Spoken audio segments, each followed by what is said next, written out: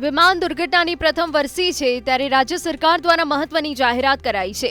દુર્ઘટનાના ઘાવોને આરોગ્ય મંદિર અને શિક્ષણ મંદિરમાં ફેરવવામાં આવશે। આ નિર્ણયથી આરોગ્ય ક્ષેત્રે નવા યુગની તેમજ શિક્ષણની નવી આશાઓનું નિર્માણ થશે। આ જાહેરાત રાજ્યના આરોગ્ય મંત્રી પ્રફુલ પાનસેરિયા દ્વારા કરવામાં આવી છે। દુર્ઘટના પ્રભાવિત ન્યૂ મેન્ટલ કેમ્પસમાં ₹547 કરોડથી વધુના ખર્ચે આરોગ્ય અને શિક્ષણ ક્ષેત્રના આધુનિક પ્રોજેક્ટ્સનું આયોજન કરવાની જાહેરાત કરાઈ છે। આ સંદર્ભે આરોગ્ય રાજ્યમંત્રી પ્રફુલ પાનસેરિયાએ જણાવ્યું કે દુઃખદ વિમાન દુર્ઘટના બાદ અસરગ્રસ્ત વિદ્યાર્થીઓ અને પરિવારજનો માટે તાત્કાલિક રહેઠાણ અને ભોજનની વ્યવસ્થા કરવામાં આવી હતી। હવે આ સમગ્ર વિસ્તારને આધુનિક આરોગ્ય મંદિર અને શૈક્ષણિક મંદિર તરીકે નિર્માણ કરવાનો સંકલ્પ રાજ્ય સરકારે કર્યો છે।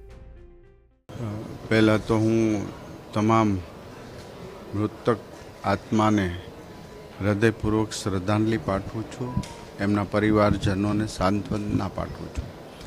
જે સ્થળે પ્લેન ક્રેશ થયું હતું એ ટોટલ જગ્યા આરોગ્ય વિભાગ સાથે અને સરકારની છે।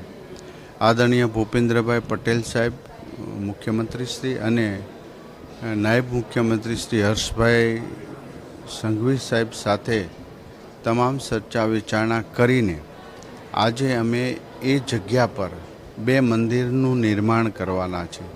એક આરોગ્ય મંદિર અને બીજું છે શિક્ષણ મંદિર। વિમાન દુર્ઘટનાની પ્રથમ વર્ષી છે ત્યારે રાજ્ય સરકાર દ્વારા મહત્વની જાહેરાત કરાઈ છે। દુર્ઘટનાના ઘાવોને આરોગ્ય મંદિર અને શિક્ષણ મંદિરમાં ફેરવવામાં આવશે।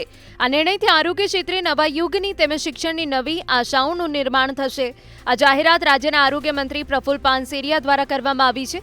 દુર્ઘટના પ્રભાવિત ન્યૂ મેન્ટલ કેમ્પસમાં ₹547 કરોડથી વધુના ખર્ચે આરોગ્ય અને શિક્ષણ ક્ષેત્રના આધુનિક પ્રોજેક્ટ્સનું આયોજન કરવાની જાહેરાત કરાઈ છે।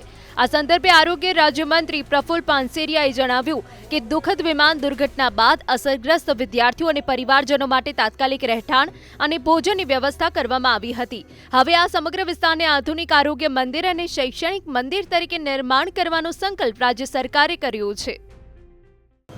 પહેલાં તો હું તમામ મૃતક આત્માને હૃદયપૂર્વક શ્રદ્ધાંજલિ પાઠવું છું, એમના પરિવારજનોને સાંત્વના પાઠવું છું। જે સ્થળે પ્લેન ક્રેશ થયું હતું એ ટોટલ જગ્યા આરોગ્ય વિભાગ સાથે અને સરકારની છે। આદરણીય ભૂપેન્દ્રભાઈ પટેલ સાહેબ મુખ્યમંત્રીશ્રી અને નાયબ મુખ્યમંત્રી શ્રી હર્ષભાઈ સંઘવી સાહેબ સાથે તમામ ચર્ચા વિચારણા કરીને આજે અમે એ જગ્યા પર બે મંદિરનું નિર્માણ કરવાના છે।